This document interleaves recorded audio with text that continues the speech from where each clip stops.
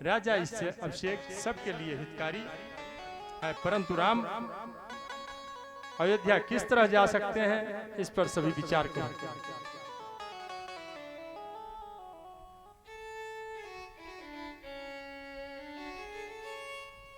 तुम कानन गवनु दो भाई, फेर ही लखन सिय रघुराई। सुनी सुवचन हर से दो भ्राता, भे प्रमोदि परिपूरन गाता।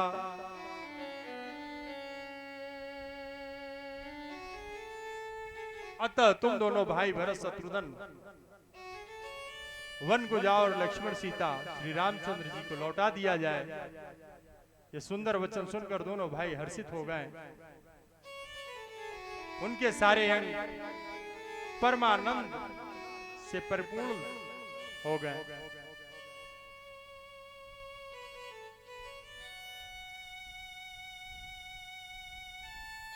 भरत जी ने कहा, हे गुरुदेव, मैं वन में 14 वर्ष क्या जीवन भर निवास कर सकता हूं। श्री राम अंतर्यामी सत्य ही है कह रहे हैं, परंतु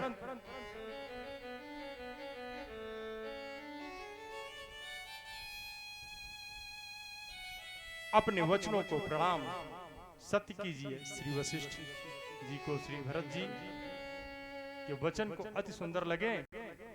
समाज सहित श्री राम जी के पास गए आए। अब कहने लगे, हे राम, आप घट घट के जानने वाले हैं, धर्म नीति गुण ज्ञान के भंडार हो। आप वह उपाय बताइए जिससे पुरजनों माताओं का और भरत का हित हो।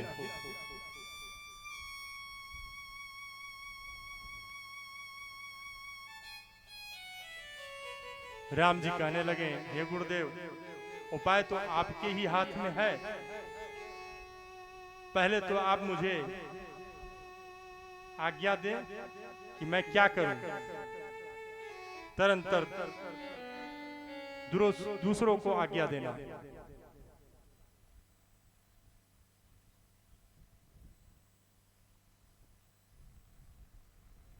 गुरुदेव भरत के मुंह पर बड़ाई करने लगे।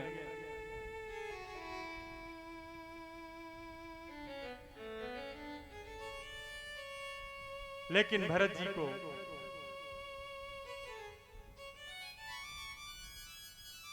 भरत जो कहे वही करने में भलाई। तब मुनि भरत जी से बोले, हे तात, संकोच त्याग करके कृपया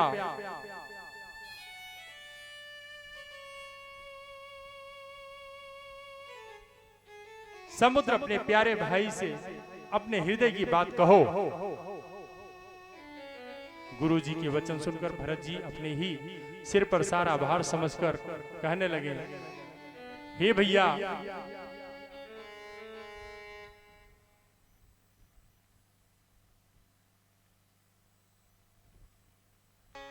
आज तक कभी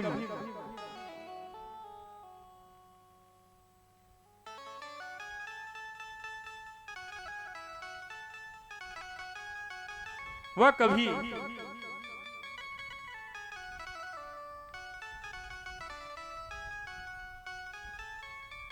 प्रतिकूल कोई भी काम नहीं किया है, लेकिन विधाता ने मेरी नीच माता के बहाने अंतर डाल दिया है।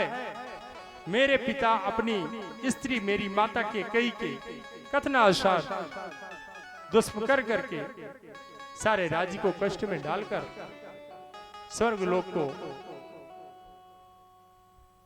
मार्ग अपनाया है। मेरी माता भी अपने मनोरथ को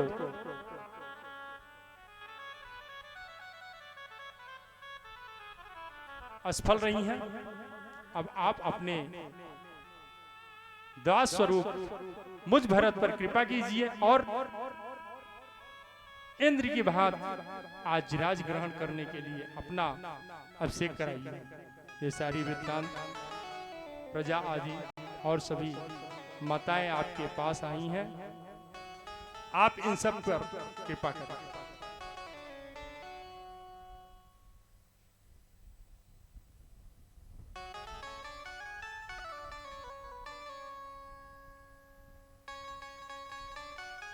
रघुनंदन, इन धर्मशील माता पिता दोनों ने मुझे वन में जाने की आज्ञा दे दी है, तब मैं उनकी आज्ञा से विपरीत दूसरा कोई कार्य कैसे कर सकता हूं। तो मैं अयोध्या में रहकर ही समस्त प्रजा आदरणीय राज्य को धारण करना पड़ेगा। हे प्रभु, आप नंगे पैर ही इस जंगल वन में आए हैं, अब यहां आकर आंखों से सब कुछ देखकर जिंदा कैसे बच के जाऊं। मेरी माता ऐसा व्यवहार की है, आप वन में असहाय कष्ट झेलने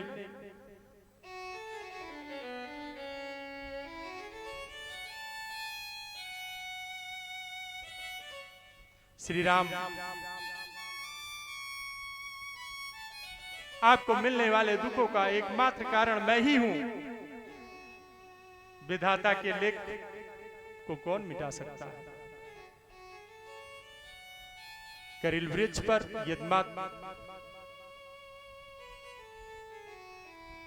करील वृक्ष के भात दोषी हूं।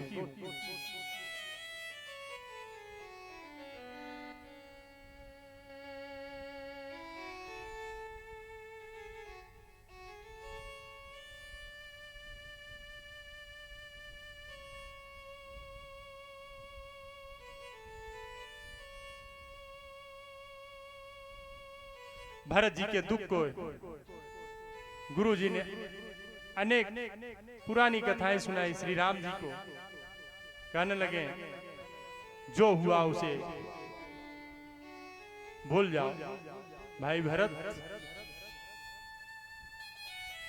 की बात मानो, आप भरत के पिता तुल्य हैं।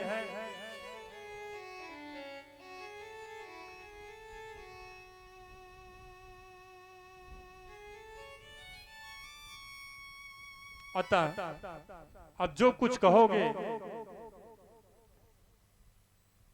मैं उसी ही करना चाहूंगा।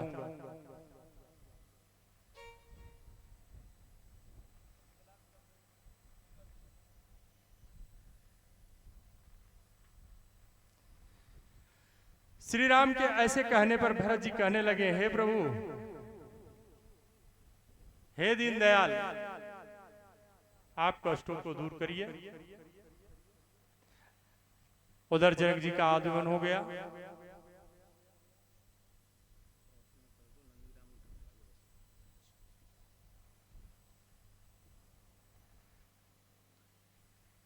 अथवा हम तीनों भाई वन में चले जाएं, रघुनाथ जी आप सीता जी सहित अयोध्या लौट जाएं।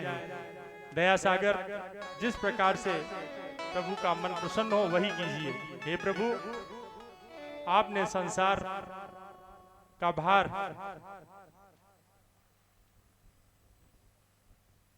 उठा लेते हैं, मैं तो आपका दास हूं।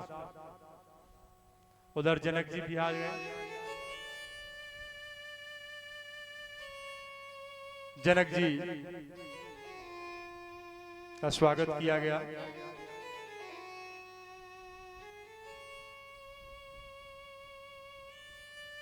भरत जी ने सभी पवित्र वचन सुनाया जनक जी को। गुरु वशिष्ठ ने आगमन किया और गुरु वशिष्ठ को प्रणाम किया। जनक जी कुशल समाचार पूछा, सभी समाचार सुनाया गया। सभी जगह रक्षक खड़े कर दिए। जनक जी का आगमन सुनकर मां कौशल्या को प्रसन्नता हुआ। रानी सुनैना जी कहने लगी, बहुत पहले ही याज्ञवल्क्य मुनि जी हमसे कहा था दशरथ नंदिनी कि श्री राम जी वन जाएंगे, उनके साथ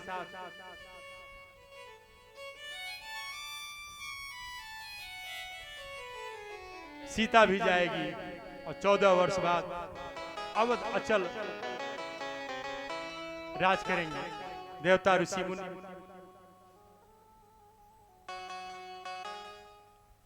इस तरीके से कौशल्या मैया और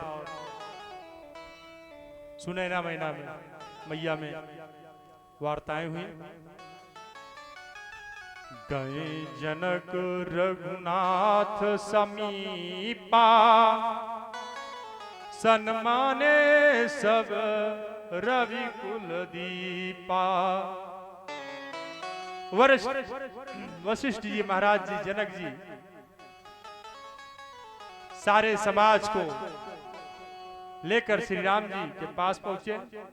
श्री राम सभी का सम्मान किया। वशिष्ठ जी कहने लगे, हे राम, हमारा मत है कि आप जैसा आज्ञा दें उसे ही सभी पालन करें।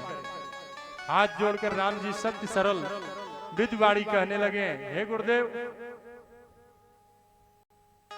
महाराज जनक जी के रहते मेरा कुछ भी कहां अनुचित है कहना। फिर भी आप मुझसे पूछते हैं तो सुनिए। हे गुरुदेव, जो आपकी ओर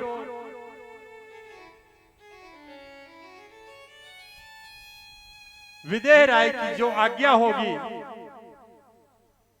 आपकी शपथ करके कहता हूं वही सबको स्वीकार होगी। श्री रामचंद्र की शपथ सुनकर सभा समेत मुनि और जनक चकचा गए।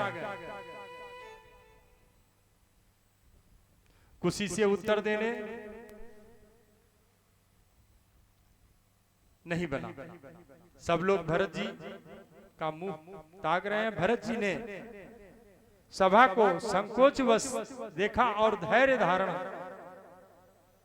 करके कुछ समय को देखकर अपने प्रेम को ऐसा संभाला जैसे बढ़ते हुए विंध्याचल में अगस्त जी ने रोका था। बढ़ते हुए विंध्याचल को अगस्त जी ने रोका था। सभी को प्रणाम करके कहने लगे, आप सब उपस्थित श्रेष्ठ सम्मानित महापुरुष, आप मेरे कृत्य को क्षमा करें। मुंह बड़ी बात कह रहा हूं। समर्थ शरणागत हितकारी, गुण गाहुक अवगुण हारी। हे प्रभु, आप समर्थ हैं, शरणागत हित करने वाले हैं, गुणों के आदर करने वाले हैं तथा पापों को हरने वाले हैं। हे स्वामी, आपके समान ही स्वामी द्रोह करने में मेरा सम्मान मैं ही हूं। भरत जी सभा में आगे कहने लगे, हे स्वामी, मैंने अपराध किया है। मैंने आप और पिताजी के वचनों का उल्लंघन किया है। मैं समाज बटोर कर यह वन में आया हूं कि हे प्रभु, संसार में ऐसा कोई नहीं सुना जो आपकी आज्ञा का उल्लंघन कर दे, परंतु मैंने सब प्रकार से वही ढिठाई किया हूं।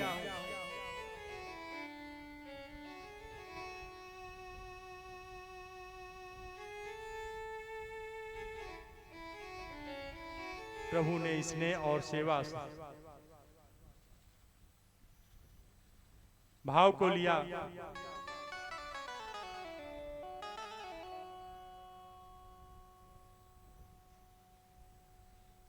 हे प्रभु, शौक से या स्नेह से या बालक स्वभाव से आज्ञा को न मानकर वन में चला आया, तो भी आपकी कृपा। स्वामी ने अपनी ओर देखकर मेरी अनुचित कार्य को भी भला ही माना।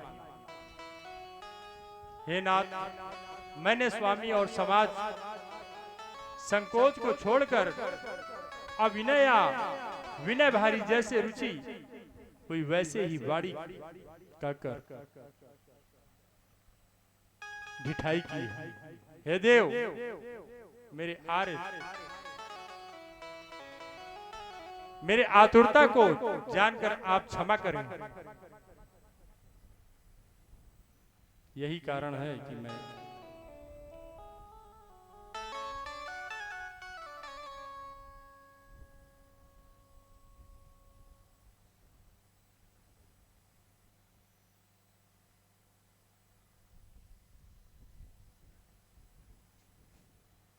हे भरत भाई, तुम स्वयं भी करो, मुझे भी कराओ। सूर्य वंश का पालन करने वाले हो जाओ। कष्ट सहकर परिवार और प्रजा को सुखी रखो। तुमने यहां आकर आपत्ति मेरी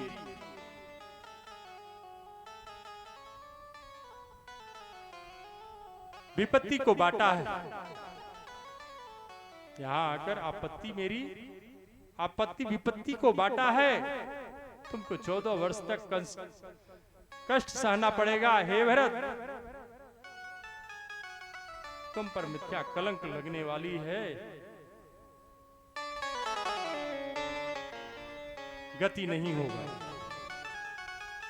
कलंक लगने वाली गति नहीं हो सकती। जिन पर झूठा कलंक लग जाता है, उन मनुष्यों के रोने से जो आंसू गिरते हैं, वो मिथ्या कलंक लगाने वाले के पुत्र और पशुओं का विनाश कर डालती है। ब्रह्म हत्या, सुरापान, चोरी और गुरु पत्नी गमन आदि पापों से शुद्ध होने पर उपाय वृद्ध पुरुष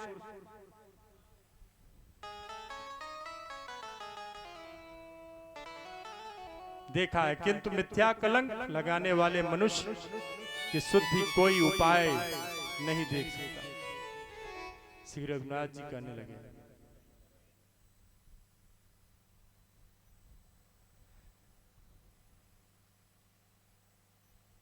श्री रघुनाथ जी की वाणी सुनकर सारा साम्राज्य प्रसन्न हो गया। श्री भरत जी को परम संतोष हुआ। स्वामी के अनुकूल होते ही सभी दुख दोष दूर हो गए।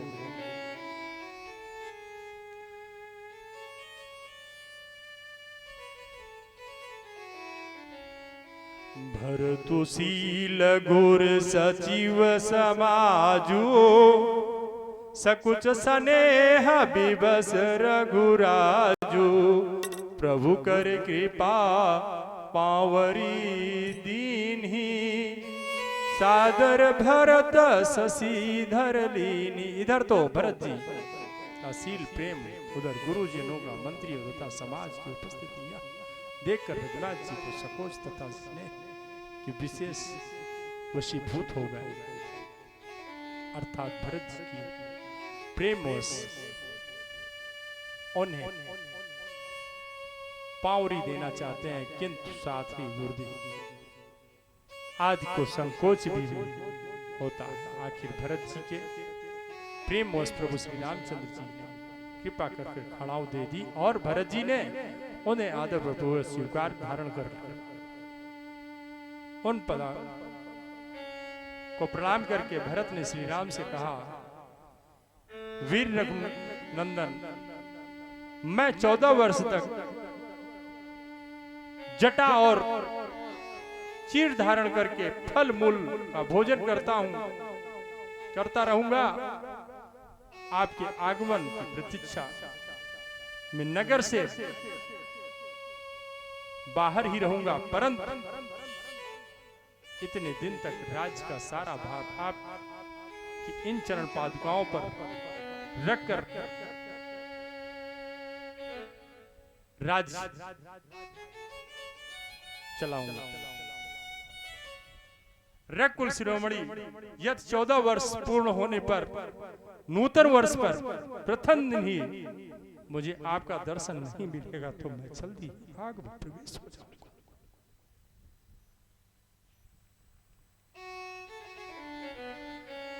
तुलसी बीते अविध प्रथम दिन जो रघुवीर नए तो प्रभु चरण सरोज सपत जीवत पर जानि न पोई।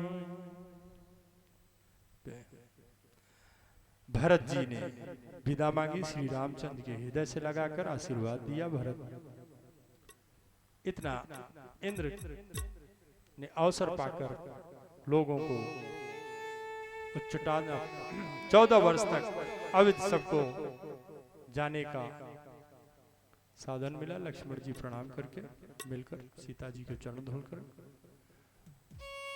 गुरुदेव को प्रणाम करके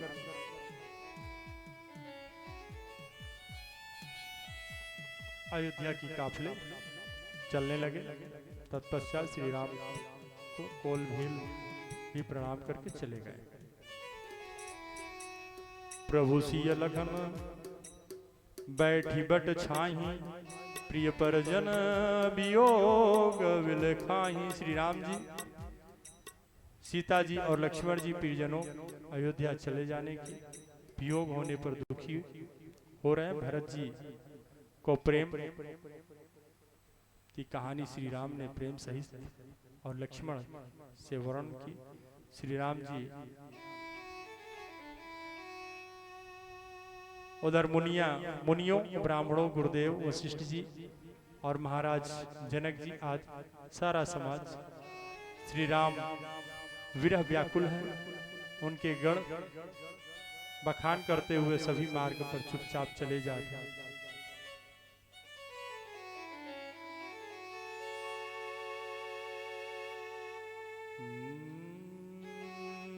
जमुना उतरी पार सब भयो सोबासुर बिन भोजन गयो उतरी देवसरी दूसर बासु राम सखा सब कीन सुपासु। पहले दिन सब लोग यमुना उतर कर पार हुए और वह नदी बिना भोजन किए ही बीत गया वो दिन। दूसरा दिन गंगा जी उतर कर और सिंगमेरपुर हुआ और वहां राम सखा निषाद राज ने सुप्रबंध किया। तीसरे दिन सई नदी उतर कर गोमती नदी में स्नान करके चौथे दिन अवध में आ गए और जनक जी 4 दिन अयोध्या में रुककर राजकाज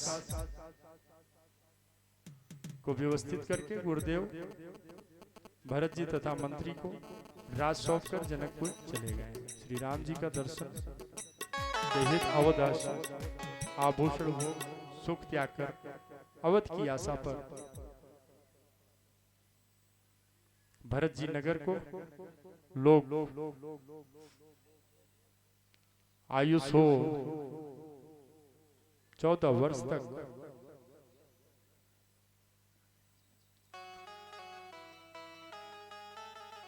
कौशल्या भरत की दशा देखकर कहती है, भरत तुम 14 वर्ष तक ऐसे कैसे रहोगे?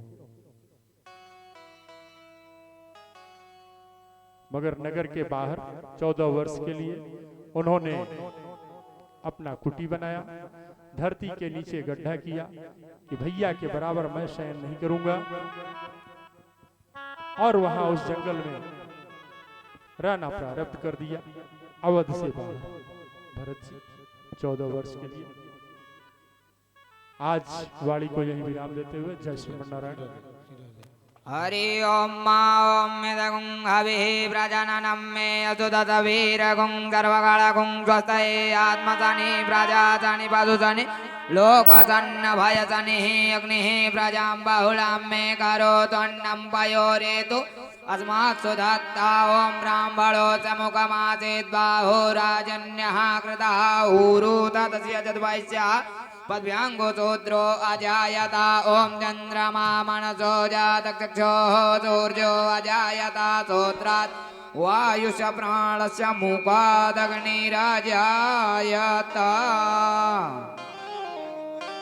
आरती श्री रामायण जी की कीरत कालित ललित श्री की गावत ब्रह्मा दिक मुनि नारद वाल्मीकि ज्ञान विशारद सुख सनकादि और शारद बरन पवन सुत कीरतनी की आरत श्री रामायण जी की गावत वेद पुराण अष्ट दस शास्त्र सब ग्रंथन को मुनि जन धन तन को सरवस सार अंश मत सब ही की आरती श्री रामायण जी की गावत संतता सबो भवानी और घट संभव मुनि विज्ञानी व्यास आदि कवि बरज बखानी कागब सुंड गरुड़ गेही की आरती श्री रामायण जी की कलिमन हर विसरस फीकी सुभगी सिंगार मुक्ति रोमती की गलन रोग भव मूरी अमी की आरती श्री रामायण जी की तात मात सब विधि तुलसी की आरती श्री रामायण जी की कर्पूर गौरम करुणावतारम संसार सारम बुद्धिहारम सदा वसंतम हृदयारविंदे भवं भवानी सर्वं नमामि त्वमेव माता च पिता त्वमेव बन्धुः च सखा त्वमेव वेद्या द्रविणं त्वमेव शरणं मम देव आरति श्री रामायण जी की कीरत कालित ललित श्री की कीरत कालित ललित श्री ओम देव शांतिरंतर पृथ्वी शांति राभा शांति लोकदय शांति विश्वदेव शांति ब्रह्म शांति सर्वभूम शांति शांतिरेव शांति सामा शांतिरेधि अथ मंत्र पुष्पांजलिं समर्पयामि। ओम जगनेरजमजयन्त देवास्तानि धर्माणि प्रथमान्यासन्नः तेनागं महिमानः शचन्द्रपूर्वे शाद्याः सन्ति देवाः हरिः ओम एकदन्ताय विद्महे वक्रतुण्डाय धीमहि तन्नो दन्ति प्रचोदयात् हरिः ओम तत्पुरुषाय विद्महे महादेवाय धीमहि तन्नो रुद्र प्रचोदयात् ओम अंजनीनंदनाय विद्महे वायुपुत्राय धीमहि तन्नो हनुमत प्रचोदयात् शेवन्ति कामकुलचम्पकपाटलाब्जै पुण्णात् करवीलरसालपुष्पै बिल्वप्रवाल तुलसीदलमञ्जरीभिः त्वं पूजयामि जगदीश्वर मे प्रसीद। सुगन्धपुष्पाणि कालोद्भवानि च पुष्पाञ्जलिर्मया दत्त ग्रहण परमेश्वर। मंत्र